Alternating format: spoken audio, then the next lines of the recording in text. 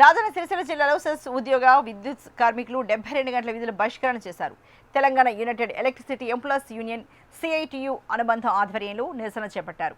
అన్ని క్యాడర్లలో గల ఉద్యోగులకు తక్షణమే ప్రమోషన్లు ఇవ్వాలని సిఐటియు రాష్ట్ర అధ్యక్షులు అన్నారు. విలేజ్ ఎలక్ట్రికల్ వర్కర్గా విధులు నిర్వర్తిస్తున్న సమయంలో మరణించిన ఉద్యోగుల కుటుంబ సభ్యులకు కారుణ్య నియామకాలను వెంటనే రెగ్యులర్ చేయాలని కోరారు. సెస్ పరిధిలో గల కార్మికులకు ఉద్యోగులకు ఫిక్స్డ్ ట్రావెలింగ్ అలవెన్స్ పునరుద్ధరించాలని డిమాండ్ చేశారు. తమ సమస్యలను పరిష్కరించకపోతే రానున్న రోజుల్లో నిరవధిక సమ్మె చేస్తామని కార్మికులు హెచ్చరించారు. కార్మికులకు 72 గంటల విధుల బహిష్కరణ ప్రోగ్రామ్ చేస్తూ ఉన్నాం. ఎందుకు అనంటే ఈ సెస్ పరిధిలో ఒక 10 డిమాండ్లతో కార్మిక వర్గం ఈ ప్రోగ్రాం చేయబోతుంది. ఎందుకు అనంటే చాలాసార్లు మేము ఎండీ గారికి, అదేవిధంగా చైర్మన్ గారికి, అదేవిధంగా సెక్రటరియట్లో కమిషనర్ గారికి, అదేవిధంగా మంత్రి ఆఫీస్లో కూడా రిప్రజెంటేషన్ చేయడం జరిగింది. దాంతోపాటుగా కలెక్టర్ కూడా రిప్రజెంటేషన్ చేసినాం. కలెక్టర్తో పాటు దేశవ్యాప్త సమ్మెలో కోనరావుపేట మండల హెడ్ క్వార్టర్లో కూడా ఒక్కరోజు నిరసన కార్యక్రమం తెలియజేసినాం. దాంతోపాటుగా సెస్ ఆఫీస్ నుండి కూడా దఫాలుగా ప్రోగ్రాములు ఏది నల్లబయట నిరసన కావచ్చు, ఇక్కడ నిరసన కార్యక్రమం కావచ్చు చాలా వరకు చేసినాం. అయినప్పటికీ కూడా మేనేజ్మెంట్ మా 10 డిమాండ్లను పట్టించుకునే పరిస్థితి లేదు.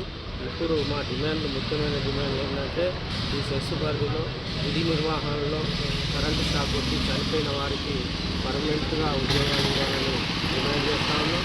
దాంతో పాటుగా ఎఫ్టీఏ ట్రావెలింగ్ అలవెన్స్ అనేది ఒక్కొక్క హెల్పరు, ఒక్కొక్క లైన్మెన్, లైన్ ఇన్స్పెక్టర్లు 3 ఊర్లు 4 ఊర్లు తిరుగుతూ ఉన్నారు కాబట్టి వాళ్ళకు లైఫ్ రూల్ ప్రకారం ఎఫ్టీఏ ఇవ్వాలి.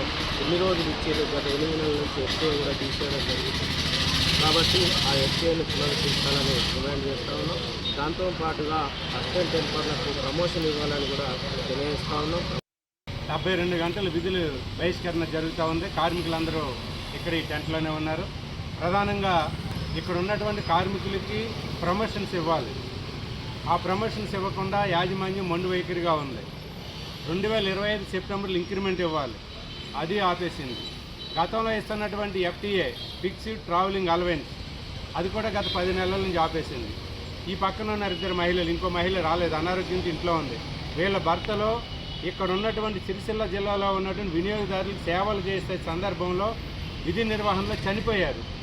వీళ్ళకి కేవలం 10,000, 11,000 మాత్రమే జీతం ఇస్తూ ఉన్నారు. వీళ్ళని పర్మనెంట్ చేయమని చెప్పేసి అడుగుతూ ఉన్నాం. అసలు పట్టించుకునే పరిస్థితి లేదు. కార్మికులు ఒక పక్కన చచ్చిపోతూ ఉన్నారు, కాలిపోతూ ఉన్నారు, కాళ్ళు చేతులు ఇరుగుతూ ఉన్నాయి. వీళ్ళకి రావాల్సినటువంటి బెనిఫిట్స్ అన్నీ ఆపేశారు. ఆశ్చర్యం ఏంటంటే ఇక్కడ ఉన్నటువంటి స్టాఫ్కి మాత్రం ఇంక్రిమెంట్లు అన్నీ ఇచ్చారు, ప్రమోషన్స్ ఇచ్చారు. ఫీల్డ్లో ప్రజలకు 27 లక్షల మంది వినియోగదారులకు సేవలు చేస్తున్నటువంటి ఈ అసిస్టెంట్ హెల్పర్స్కి మాత్రం ప్రమోషన్స్ ఎవరు, ఇంక్రిమెంట్ ఎవరు, ఎఫ్టీఏలు కట్ చేస్తారు. అతి దుర్మార్గంగా, చాలా హీనంగా చూస్తున్నటువంటి బ్రతుకులు వీళ్ళే.